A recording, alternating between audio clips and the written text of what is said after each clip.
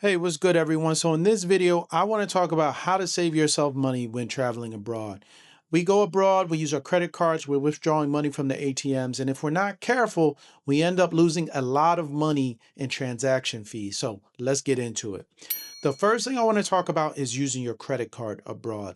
When you use your credit card, you need to know what foreign transaction fees your credit card is charging you.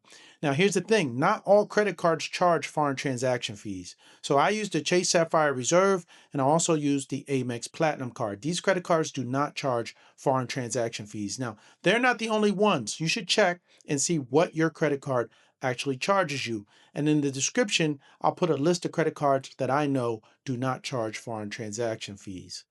The next thing I want to talk about is ATMs. When you withdraw from the ATM using your American debit card, your bank may be charging you foreign ATM fees. On top of that, the foreign banks are always going to charge an ATM fee. You should check if your bank charges fees and how much.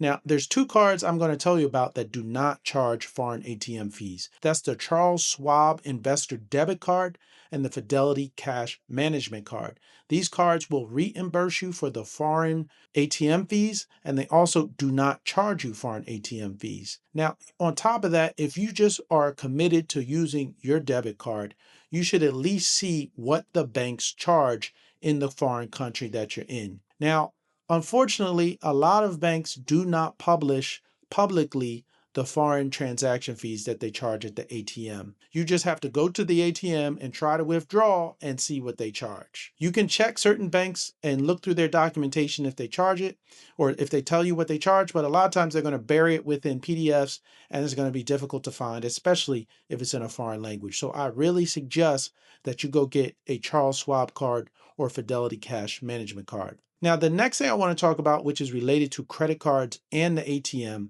is dynamic currency conversion. So when you use your credit card to make a purchase, they typically ask you if you want to pay in the local currency or do you want to pay in US dollars. You should always say the local currency. What happens is when you say dollars, the local foreign bank gets to decide the exchange rate, and they're always going to give an exchange rate that's in their favor, meaning they're going to give you less per dollar and you end up paying more. So you should say the local currency and then your US bank will decide the exchange rate. And those are going to match what Google tells you is the exchange rate much more closely than what those local banks in the foreign country are going to charge you. The same thing applies when you're withdrawing money from the ATM. They're going to ask you, do you want to use dynamic currency conversion? And they're going to charge you a fee on top of it. Reject that and allow your bank to decide the exchange rate. The next thing I want to talk about is sending yourself remittances. Now, you can withdraw money from the ATM, but a lot of times the ATMs have limits on how much you can withdraw. So that means you're going to keep withdrawing money over and over again, and you're going to lose money in that process because they're always going to charge you a fee. The other benefit to using remittances is that you don't have to walk to the bank with your ID and your debit card. You get to at least reduce the amount of things that you could potentially lose in transit to pick up your money. Here's what you can do. Send yourself remittances and you can pick them up at Western Union or local stores that have connections to the remittance companies. There's not just Western Union, there's others as well. There's Wise, there's Remitly.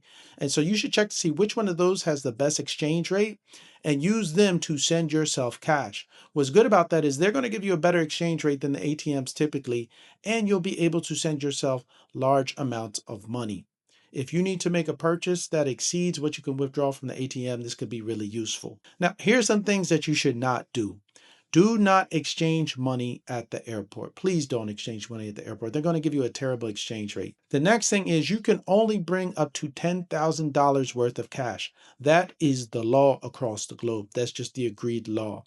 This is for anti-laundering laws and rules. I don't know the details about that, but just understand that you cannot take more than $10,000 or you're going to get that confiscated, particularly if you don't declare it. Just bring less than that. And you really don't want to carry that much cash on you anyway, because if you lose it, you're going to be really upset and it makes you vulnerable. Okay, so I'm not saying don't bring any cash, but don't bring that much cash. And the other thing about that is you're typically not going to get with good exchange rates on the ground. And I really don't suggest going to shady places to try to get your money exchanged at a higher rate. And finally, try to eat and try to shop in areas that are not super touristy, because those areas are always going to charge you more money than a regular local area. All right, I hope this video was useful. Let me know in the comments if you have any extra tips for your finances when traveling abroad. Hit like, subscribe, and I'll see you in the next video.